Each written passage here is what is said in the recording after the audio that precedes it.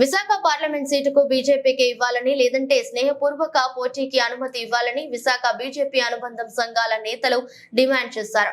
Visakha BJP కార్యాలయంలో బీజేపీకి Visakha MP seat కేటాయించాలని కోరుతూ పలు సంఘాల నాయకులు జిల్లా అధ్యక్షునికి వినతి పత్రం అందించారు. ఈ సందర్భంగానే గాజువాక సమన్వయకర్త కరణం రెడ్డి నరసింహారావు మాట్లాడుతూ బీజేపీని బలోపేతం చేయడానికి ఈ సీటులో ఖచ్చితంగా పోటీ చేయాల్సి ఉందన్నారు. బీజేపీకి గతంలో మేయర్, ఎమ్మెల్యే, ఎంపీ స్థానాల్లో గెలిచిన చరిత్ర ఉందని, ఈ ఎన్నికల్లో ఈ సీటు బీజేపీ అభ్యర్థిగా జీవీఎల్ కు అవకాశం ఇస్తే స్థానిక సమస్యలపై పార్లమెంట్ లో ప్రస్తావన చేసి వాటి సమస్యల పరిష్కారానికి అవకాశం ఉంటుందని, ఈ విషయంపై కేంద్ర, రాష్ట్ర పార్టీ ప్రతినిధులు కూడా అవకాశం కల్పించాలని తెలిపారు.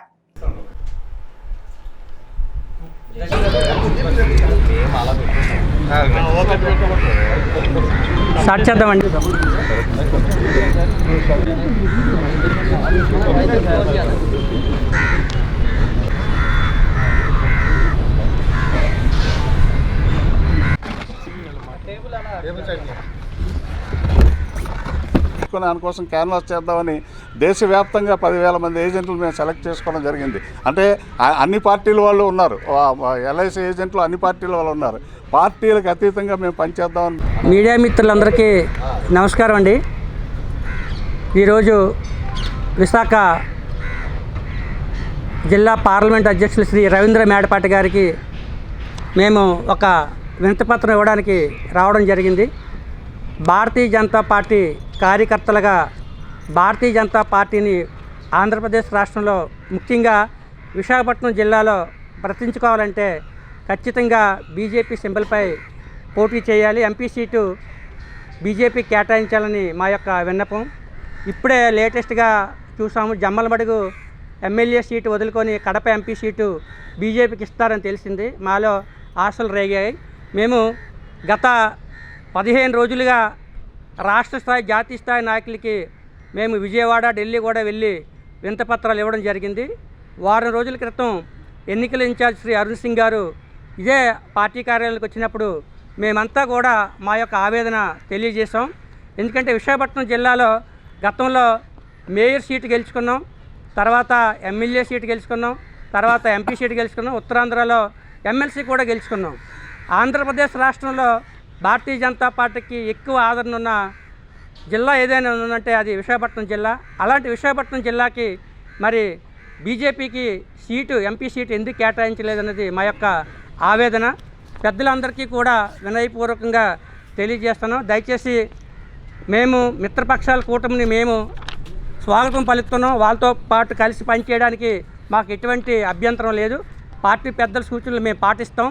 కానీ భారతీయ జనతా పార్టీ కార్యకర్తలు కింద స్థాయిలో మేము ప్రచారానికి వెళ్తే వాళ్ళంతా అడుగుతున్నారు, మీరు ఎందుకు అడగటం లేదు, పార్టీ పెద్దలకు ఎందుకు తెలియజేయటం లేదంటే మా జిల్లా అధ్యక్షులు శ్రీ రవీంద్ర మేడపాటి గారికి ఈరోజు వినతిపత్రం తీసుకొచ్చి అందజేయడం జరుగుతుంది. దీంతోపాటు మేమంతా కూడా ఢిల్లీలో ఉన్నటువంటి జాతీయ నాయకత్వానికి, విజయవాడలో ఉన్న రాష్ట్ర నాయకత్వానికి కూడా మా యొక్క ఆవేదన తెలియజేస్తాం. ఎందుకంటే భారతీయ జనతా పార్టీ ఎదగాలి అంటే మన యొక్క కమలం గుర్తుపై పోటీ చేయాలి. ఎన్డీఏ కూటమిలో వేరే చోట ఇవ్వచ్చు, వాళ్ళకి ఆ అవకాశం ఉంది. కానీ ఇక్కడ గెలిచే సీట్ని వదులుకోవడం అనేది చాలా బాధాకరం. మేము గత 4 ఏళ్లుగా ఎన్నో ఆటపోట్లకి ఎదురొడ్డి భారతీయ జనతా పార్టీని బూత్ స్థాయిలో బలోపేతం చేసాం. ఇక్కడ ఖచ్చితంగా గెలుపొందే సీట్ ఇది బీజేపీ సీట్ అని అందరికీ తెలుసు. గతంలో శ్రీ కంబబాటి హరిబాబు గారు గెలవడం జరిగింది. అలాంటి ఎంపీ సీట్ని వదులుకోవడం అనేది చాలా దురదృష్టకరం.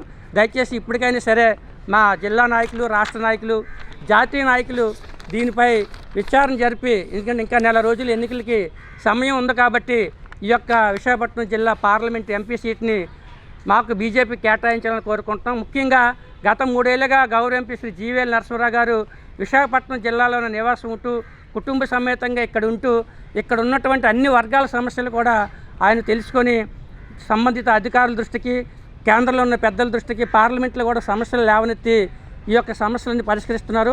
అటువంటి నేతకే, ఒక ఢిల్లీ స్థాయిలో పేరున్న నేతకే, ఒక భారతీయ జనతా పార్టీలో మరి 40 ఏళ్ళ సుదీర్ఘ అనుభవం ఉన్న నాయకుడికే సీట్ రాలేదంటే మరి మాలాంటి వాళ్ళ పరిస్థితి ఏంటో మీరు అందరూ కూడా అర్థం చేసుకోవచ్చు.